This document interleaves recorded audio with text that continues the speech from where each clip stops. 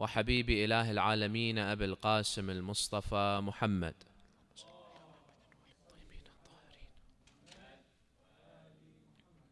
وعلى أهل بيته الطيبين الطاهرين الهداة المهديين واللعنة الدائمة على أعدائهم أجمعين إلى قيام يوم الدين.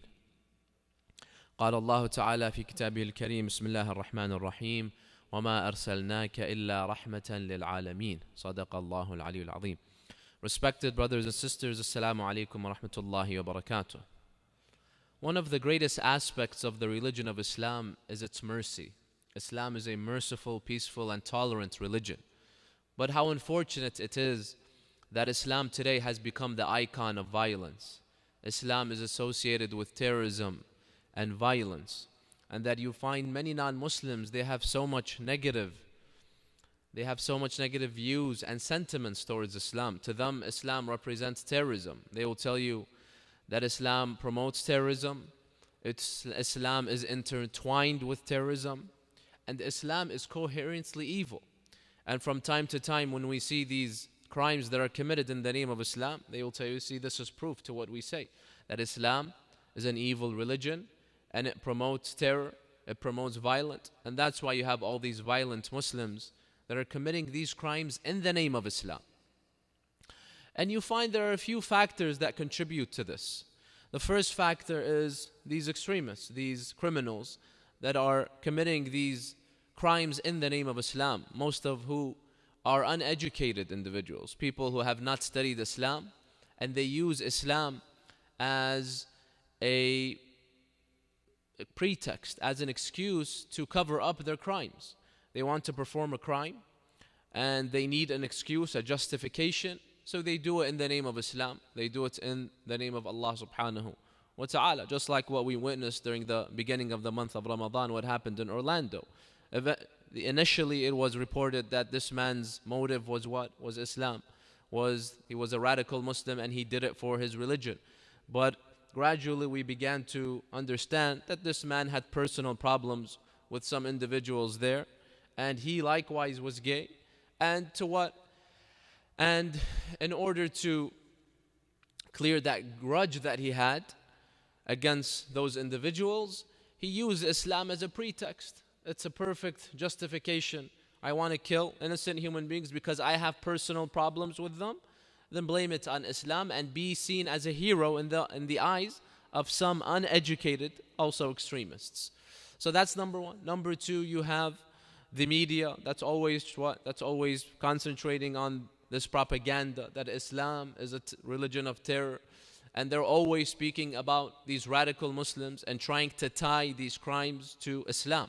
And I remember, for example, there was once an individual that was speaking on Fox News, who was one of the most biased and channels that always are filling they're filling the hearts of individuals that watch it with anger and hatred against Islam. I remember he said on Fox News that not all, maybe many of you have seen this, it was a very famous clip. He said not all Muslims are terrorists, but all terrorists are Muslims. And they have many shows about radical Islam, and they're always trying to instill fear in American people's hearts against Islam. And likewise, you have certain politicians who are always trying to tie Islam to terrorism, like Trump. And you see, anytime there is such an act, right away they try to seize the opportunity to what? To tie it to Islam, so that they can gain their political goals and gains. It's all about their political interests. Assalamu alaikum wa rahmatullah. So you find this is a second factor. And a third factor is that some non-Muslims, they have misunderstood some verses of the Quran. Sometimes they open the Quran, they read certain verses that they don't interpret correct, that they don't understand in the correct way, and thus based on their understanding, they think that Islam is a violent religion. And likewise, when they study the history of Rasulullah, our Prophet, they say that your Prophet was also violent. So it's because of all these three reasons that today you find Islam has such a negative view in the eyes of many non-Muslims. It is seen as a religion of terror, a religion of violence.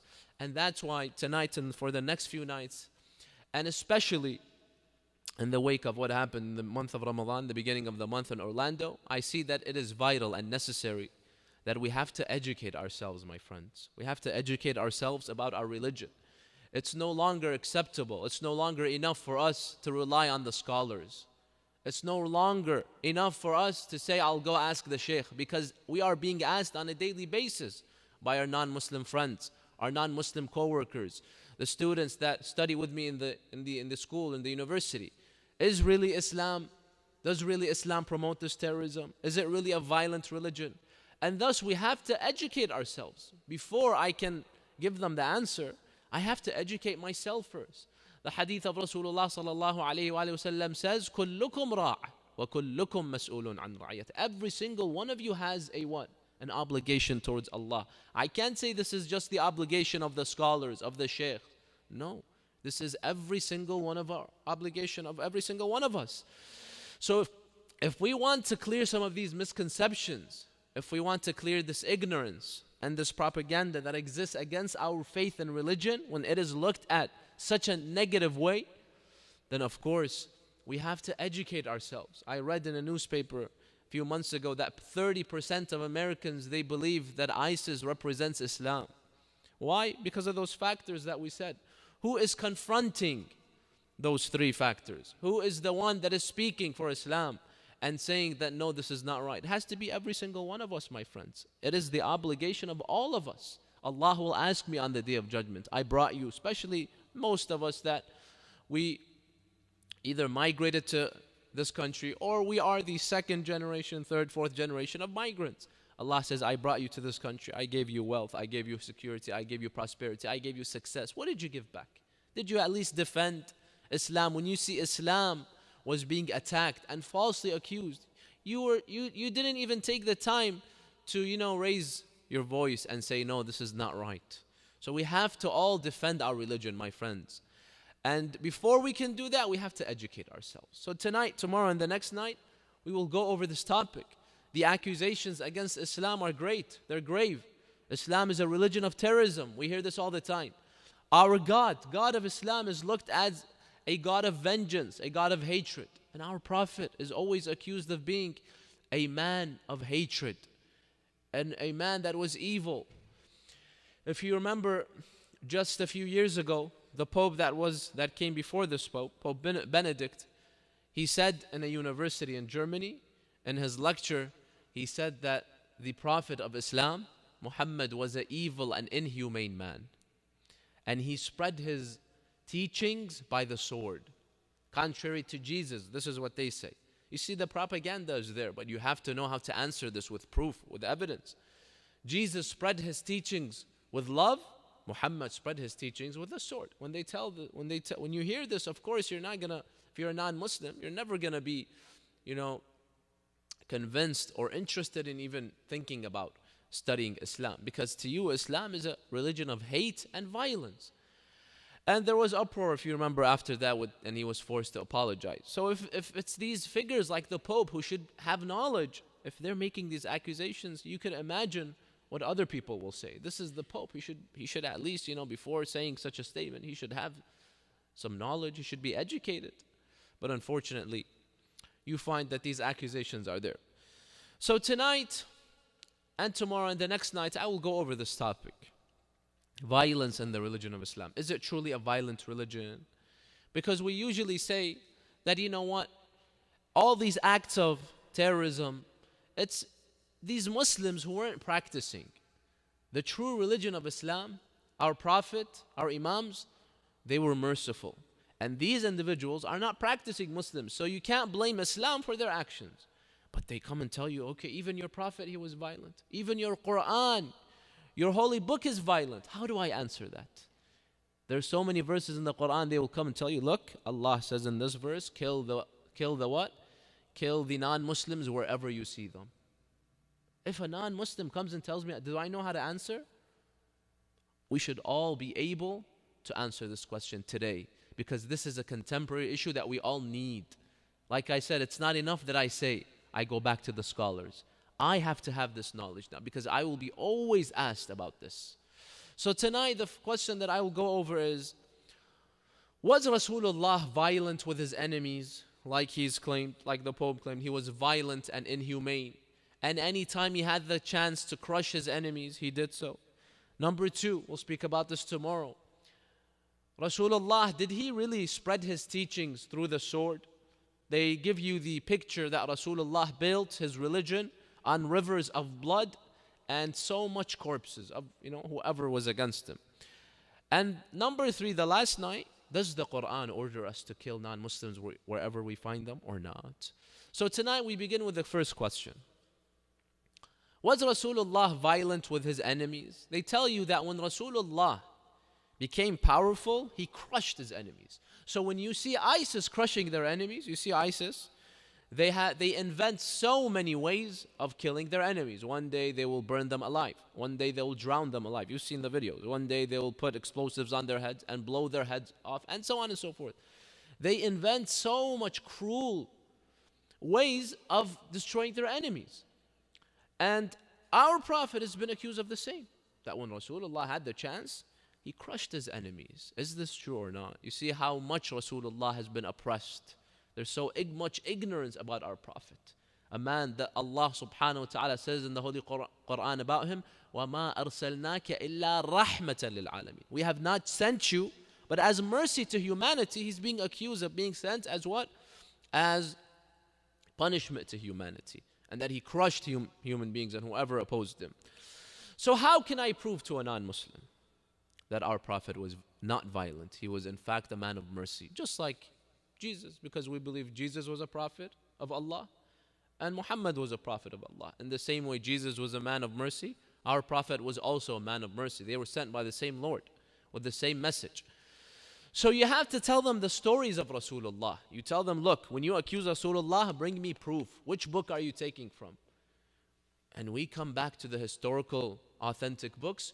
We tell them that Rasulullah's history is nothing but mercy. So the first story that you tell them is this.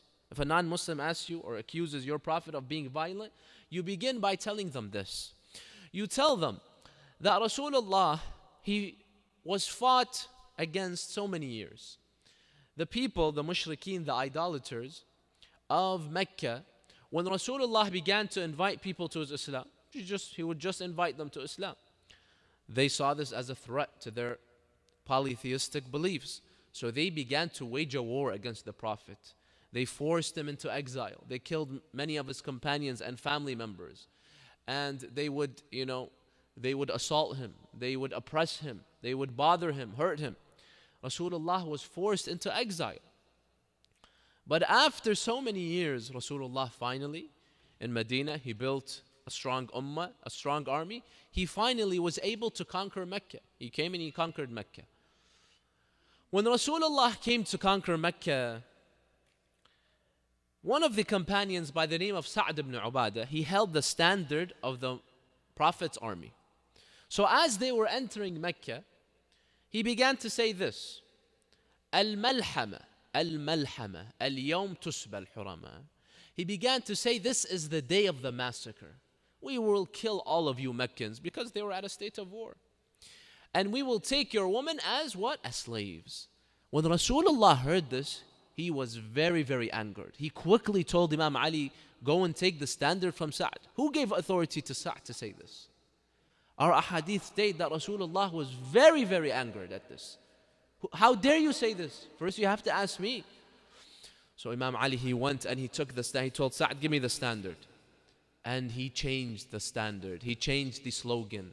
Rasulullah told him to what? To say the correct slogan of the Islam and Muslims.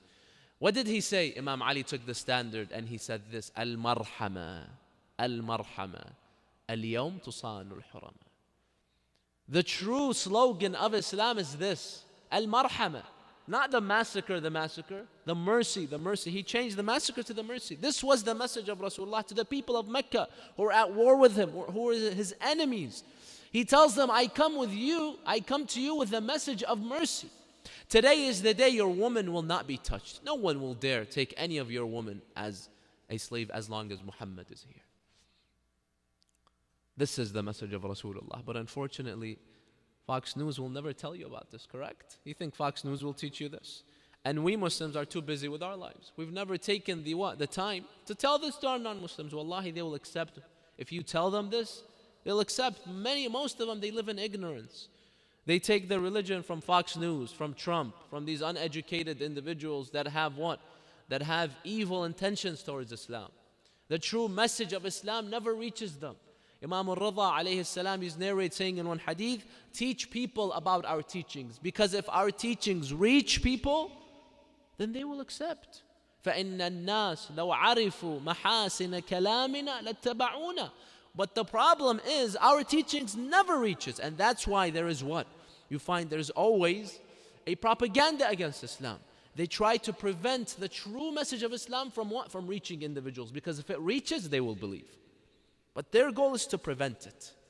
And that's why you see Muawiyah and all those individuals, they tried their best to prevent the word from Ahlul Bayt from reaching people. Because if it reached, they knew that they would be affected. So this is the story that we have to tell them. And then when the Prophet, he conquered Mecca, he rounded all the polytheists, all the generals of the army of the mushrikeen, his enemies. He told them to all come in a field, like Abu Sufyan and all those others. He told them to come. Muhammad needs to see you in a field. Now, right away they assumed that what? Muhammad is going to chop our heads off. Remember, they were at a state of war. They had killed many of Prophet Muhammad's relatives, many of his companions. They had waged wars against Rasulullah for years. So they expected nothing less than execution. They saw that if we were to conquer Muhammad, we would kill him too. So they didn't expect Rasulullah to forgive them, especially back then. The Arabs lived in such a barbaric culture. You see, this is a culture that they used to bury their own daughters alive. They had absolutely no mercy in their hearts. If you were to bury your own daughter alive, what will you do to your enemy? Think about that. They were barbarians. And to them, fighting was to kill someone was easier than to drink a cup of water. Just like you see ISIS, how to them killing is so easy. This is how the Arabs were. And that's why, subhanAllah, there's a hadith that says that Islam, you see how Islam began? It began in such a barbaric culture. The hadith of the Prophet says that Islam will once again, at the end of time, before Imam al-Mahdi, Ajjalallah ta'ala farajahu sharif, will appear, Islam will go back to the time of Jahiliyyah. يَعُودُ الْإِسْلَامُ غَرِيبًا كَمَا بَدَأَ غَرِيبًا. This is what we see now. ISIS speaks for the name of Islam. You see all this, barbaric actions that they do. This was the Jahiliyyah. We have the second Jahiliyyah now. But unfortunately, this isn't the name of Islam. Back then, they were fighting Islam. So you find that Rasulullah, he brought them all together. And they say, there was a man in the Jahiliyyah. His name was Al-Shimfari. This man, he had an argument from a member of another tribe. He had an argument. That guy insulted him. You know what he did? He swore that he will kill 100 members of that tribe. Just because one of the members of that tribe, what? Insulted me. This is how it was. If I have a problem with a person of a tribe, the whole tribe is my enemy. I'll go after the whole tribe. Not killed me or killed a friend of mine or... No, insulted me. You insult me and I'll kill 100. They say he waged a war on that tribe. He killed 99 of them. And before he was able to kill the 100th member, he was killed. And they say, subhanAllah, ironically, that after he died, his remains, they didn't even bury him. There was 100th member of that tribe. He was walking one day in the desert and he came across the body of that man, Shinfari. They say it was a very windy day. The wind, it dragged his skull and it hit the skull of this 100th member and it killed him. So he managed to kill the 100th member of that tribe even after he died. So this was the Arabian culture. There was absolutely no mercy in the heart of any individual. There was a fight between two tribes for 40 years. They fought. Do you know why? Over a camel. This tribe is saying, this is my camel. The other tribe is saying, no, it's my camel. For 40 years. And there was another long war called the War of Sabus. They fought over a horse. This was how they were. Barbarians. To them, killing was the easiest thing. So Rasulullah is what? Is living in this culture. So they expected nothing but execution. So they all come to the field. Rasulullah begins to speak to them, to Abu Sufyan and all the other enemies that he had. He begins to tell them, you killed my relatives, you killed my uncle Hamza and how dear he is, you killed my companions, you forced me into exile, you bothered me, you this, you that. He begins to mention all the oppressions against him, and then he says, مَا أُوذِيَ نَبِيٌّ مِثْلَ مَا أُوذِيتُ. No prophet of Allah was bothered by his people like me. You guys bothered me too much. So right now they're going to say, okay, now he's going to kill us. And then to their astonishment, he says these three words. He says, اذهبوا أنتم الطلقاء. Go, you're free. They're like, what? Did we just hear what we think we heard? Did Rasulullah say, you guys are free? We killed so many of his family members. We waged wars against him. And he's telling us you're free in that culture, in that barbaric culture? There was no, such thing as mercy. No one had even seen mercy during those days. Mercy didn't exist. It was all about what? Revenge and kill and destroy. Rasulullah shows them that what? I am different than you. Because I am a messenger of God and I am sent as a mercy to you. وَمَا أَرْسَلْنَاكَ إِلَّا رَحْمَةً. Allah says, we sent you as a mercy to humanity. They couldn't believe it. And then he says, whoever enters the house of Abu Sufyan. Abu Sufyan, do you know who Abu Sufyan was? He's like the Hitler of the Jews. He's like the Bin Laden of America. He's the number one enemy to Rasulullah. Rasulullah says, whoever enters the home of Abu Sufyan will not be touched. Abu Sufyan, my number one enemy, has 100% safety from me. No one will touch Abu Sufyan. Whoever says the Shahadatain, even if he doesn't believe, he just says the Shahadatain, he will not be touched.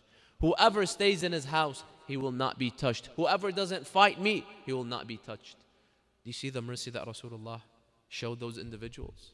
And then they come out and they tell you Muhammad was a violent man. When he had a chance to what? To destroy his enemies, he would not hesitate. And I remember we said the slogan of Rasulullah when he entered Mecca was what? We said his slogan was Al-Marhama, the mercy, the mercy. This is the correct historical, the correct historical perspective that happened. And I remember 2 years ago when ISIS controlled the city of Al-Mosul, they used to always, release propaganda videos or audio from their leader, al-Baghdadi. And I remember I heard one of those after Mosul fell. Al-Baghdadi, he addressed the people of Iraq, the Shia of Iraq, and he said that, you know what? Now that we've controlled Mosul, we're going to come after Baghdad, Karbala and Najaf, and we will kill all you Shia there because you're kuffar. And then, subhanAllah, he said this. He said, we will come to you with the same message that Rasulullah brought to the people of Mecca when he opened it. He said, my message to you when I will come to conquer you is the message of Muhammad when he conquered the people of Mecca. Okay, what was the message of Muhammad according to al-Baghdadi? I says, جِئْنَاكُمْ بِالذَّابِ. We will come with the sword to slaughter you. This is what he told the people in Iraq. And he told them, this is what? This is the message of Rasulullah to the people of Mecca. So you see, when this is their understanding of Rasulullah, of course, this is how they're going to be. When they see Rasulullah as a man that told people, I will come with the sword and slaughter you, of course they're going to be in the right way. They're going to follow in his footsteps too. They're going to be the same way. But this is the incorrect history of Rasulullah. The correct history of Rasulullah is that his message was al-marhama. اذهبوا أنتم الطلقاء. This is the story that we have to tell non-Muslims. It is our responsibility, my friends. You tell them what you hear on Fox News, what you see from ISIS, this is all nonsense. This is all propaganda. These people have never studied the life of Rasulullah. The true Rasulullah is the man that brought mercy even to his own enemies. And then the second story you tell them is what happened in Uhud. In one of the battles in Uhud that Rasulullah had with the mushrikeen, the Muslims, they lost the battle. Rasulullah was injured while the blood was coming down. One of the Muslims, he told Rasulullah, Ya Rasulullah, just raise your hands and ask Allah to destroy all these people. Just like the other prophets. Read in the Quran, when they used to bother the prophets, the previous prophets, Allah would destroy them. Like the people of Nuh, the people of Shu'aib, the people of, for example, Hud and Salih and Yunus. Allah would send a flood and destroy the disbelievers. Allah would send a fire. Allah would send the earthquake. Except with our prophet. You see, they asked him, why don't you do dua against your people? The Prophet said, never will I do dua against them. Even my own enemies, I will not ask Allah to destroy them. Why? He says, إِنِّي مَا بُعِثْتُ لَعَانًا إِنَّمَا بُعِثْتُ رَحْمَةً لِلْعَالَمِينَ. I was not sent as a curse to my people. If I raise my hands and I ask Allah to destroy them, that means what? That means God destroyed them because of me. Yes? So that means I was a curse to my people. Because of me, they were all destroyed. He says, I'm a rahmah, I'm a mercy to my people. And then he would raise his hands and he would say, Allahumma hdi qawmi فَأَنَّهُمْ لَا يَعْلَمُونَ. Ya Allah, I ask you to guide my people. They're ignorant. They don't know better. Don't destroy them, but guide them. Do you see the heart of Rasulullah, how great it was, how large it was? There was absolutely no room for hatred in it, even with his own enemies. And in another incident, when Rasulullah was forced into exile in Ta'if, Rasulullah, he was so weak, he raised his hand and he began to complain to Allah what the people of Mecca did to him. Allahumma inni ashku ilayka ضعف قوتي وهواني على الناس وقلة حيلتي. Ya Allah, I complain to you what my people have done to me. I'm so weak, I have no one to support me. The hadith says Allah sent the angel of the mountains. He's in charge of the mountains. And he told Rasulullah, give me one order and I will topple all the mountains of Mecca on the people of Mecca and destroy them because of what they have done to you. Rasulullah told him, no. إني ما بعثت لعنة وإنما بعثت رحمة اللهم اهدي قومي فإنهم لا يعلمون. Ya Allah, I just ask you to guide them, not to destroy them. And you find likewise in the battle of Uhud that the Muslims lost. The uncle of Rasulullah, Hamza, he was killed in that battle. The uncle of Rasulullah, Hamza, was killed. He was killed by a man named Wahshi. After the battle, Wahshi, he came to apologize to Rasulullah. He felt bad for what he did, because he was paid to kill Rasulullah by Hind, the wife of Abu Sufyan. He was paid to kill the uncle of Rasulullah, so he came to apologize. He came, he said, I'm sorry, Ya Rasulullah. Rasulullah right away, he told him, I forgive you. I forgive you. There was no room for hatred, for vengeance in Rasulullah's heart. He told him, I forgive you without any conditions. The only thing is, I can't see you, because anytime I see you, I remember my uncle Hamza, and I begin to cry. So I don't want to see you, but I forgive you. Khalas, go away. There is absolutely no time you find that Rasulullah wanted to seek revenge. All those injustices that were done to him, yet you find Rasulullah, he was so merciful with them. And then they come and tell you, Muhammad was an inhumane man. He was a violent, cruel man. Where are you getting your history from? Which Muhammad are you speaking about? The Muhammad I know is the man that was filled with mercy, even against his own enemies. This is the story. These are the stories that we have to tell them, my dear brothers and sisters. And in one of the battles that the Muslims had with the kuffar, the daughter of Hatim al-Ta'i, she was amongst the kuffar. She was taken as a prisoner of war because the Muslims, they won the battle. And Hatim al-Ta'i, he was a legendary Arabian figure. He was known for his generosity. Till now, when you want to say someone is kind, generous, you say this man is Hatim al-Ta'i. So they say that she was taken as a prisoner of war. Rasulullah was, walking besides her. He was walking with his companions. She saw him. Right away she began to call him, Ya Muhammad, I need to speak to you. Rasulullah came. She told him, I am the daughter of Hatim al-Ta'i. My name is Safana, and I implore your generosity. My father was a very kind, generous man. So please, for my father's sake, I ask you to forgive me and let me go. Rasulullah, when he heard that, he said, of course I will let you go. You're the daughter of Hatim al-Ta'i. Hatim al-Ta'i, even though he was not a Muslim, but yet he had qualities of a Muslim. Because a Muslim is also one that should be generous, correct? Generosity is one of the qualities of a Muslim, to be kind and generous. And that's why I read a hadith that says, لا يدخل الجنة بخيل. No greedy, stingy man will enter, or woman will enter Jannah. Because al-Jannah is for those that have the good qualities. And stinginess and greed is a vice. Allah subhanahu wa ta'ala wants us to be always kind and generous. So he told her, your father, he had qualities of a Muslim, and I will let you go for your father's sake. Not only did he let her free, he gave her money, and he gave her money so that she could go back to her village. When she went back to her village, she went to her brother Adi, the son of Hatim, and she told him, you know what, I have decided to follow Muhammad. I have decided to embrace his religion. Why? She told him, because such a man, the generosity that I saw from him, the mercy that I saw from him, it has to be from God. This is a divine man. His teachings are from God. Because where do you find mercy in that culture that day? She said, such a man is a noble man. Such a man is truly a prophet. She believed in him and she convinced her brother to also believe in Rasulullah because of the mercy of Rasulullah. But unfortunately, when we Muslims are so busy with our lives and we have all this propaganda against us and against our prophet, you see our prophet is portrayed in the worst way. So these stories, my friends, it is our obligation to tell everyone about these stories. And not just Rasulullah, likewise his successor Imam Ali alayhi salam. He followed in the same course and in the same path. Imam Ali's legacy was a legacy of mercy, and I'll speak more about him tomorrow and the day after.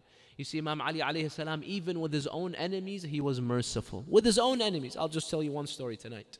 In the battle of Siffin between Imam Ali and Muawiyah. Muawiyah, he controls the Euphrates River. And back then, in any war between the Arabs, one of the strategies to defeat your enemies was if you control the river, then you cut it off from your enemies. You prevent them from drinking. Why? Because, of course, back then, your source of water is the rivers. If you prevent them from water, they're going to weaken. They're going to be thirsty, and you're going to defeat them much more easily because they're weak. So Muawiyah, as soon as he takes control of the Euphrates, he tells his people, prevent Imam Ali and his troops from drinking water. Imam Ali alayhi salam, he gives a fiery sermon to his troops. He tells them, we have to take it back. They launch a huge offensive. Now Imam Ali's troops, they control the Euphrates. So what do they tell Imam Ali? They tell him, let's do to them what they did to us. Let's prevent them from drinking water also. The hadith says, Imam Ali said, never. إِنِّي مَا أَفْعَلُ مَا يَفْعَلُهُ الْجَاهِلُ. You want me to go as low as Muawiyah? Muawiyah prevented us from water, but I will not prevent his troops from water. Why? Imam Ali fights like a man. He doesn't use these inhumane methods to defeat his enemies, to sanction them from water, prevent them from water. No, I fight you like a man and I kill you. Imam Ali said, no, give them water. That's why I mentioned yesterday Imam Hussein alayhi salam, when he arrived to Karbala, his enemies arrived, he gave them from his water, and a few days after they prevented him from the water and he died thirsty. You see how Ahlul Bayt were? These individuals had absolutely no hatred in their hearts, even towards their own enemies. Al-Hurr ibn Yazid al-Riyahi, the man that caused the whole incident of Karbala. On the day of Ashura, he came and he asked for forgiveness from Imam Hussein. Right away, Imam Hussein told him, I forgive you without any conditions. I forgive you. We have absolutely no instance or no incidents that Ahlul Bayt used to say, you know what? I want revenge. I will not forgive this individual. This is how Ahlul Bayt were. And this was how Imam Ali alayhi salam, the successor of Rasulullah sallallahu alayhi wa sallam, was. I'll continue inshaAllah discussing the next points tomorrow, and we'll speak more about the mercy of Rasulullah and the mercy of Imam Ali. But my friends, after we hear this, after we are educated about this, we have an obligation. We have a responsibility to take these words and to tell it to the world, to tell it to the non-Muslim world, to show them that what you see on TV, what you see by ISIS, this is not the true Islam. The true Islam is Rasulullah and Imam Ali, and let me tell you the stories of Imam Ali and of Rasulullah. If you tell them, wallahi, they will accept.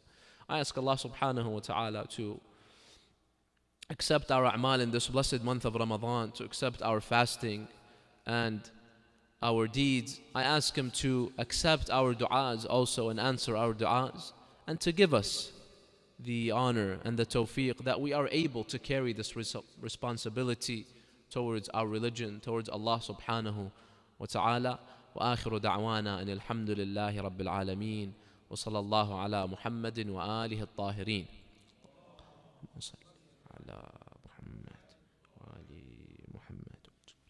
Before I come down, there was also a request, real quick, if we can please read this verse 5 times for whoever is sick. And I also ask you to please to do dua for one of my relatives who's also in need of your dua in a very bad situation, is very sick, and for the loved ones of all of you and all the Muslims and all the Shia of Ahlul Bayt, anyone who is sick and is in need. Let us read this verse 5 times. Bismillah ar-Rahman ar-Rahim. أمن يجيب المضطر إذا دعاه ويكشف السوء أمن يجيب المضطر إذا دعاه ويكشف السوء أمن يجيب المضطر إذا دعاه ويكشف السوء أمن يجيب المضطر إذا دعاه ويكشف السوء أمن يجيب المضطر إذا دعاه ويكشف السوء. وإلى أرواح المؤمنين والمؤمنات نهدي ثواب الفاتحة مع الصلوات.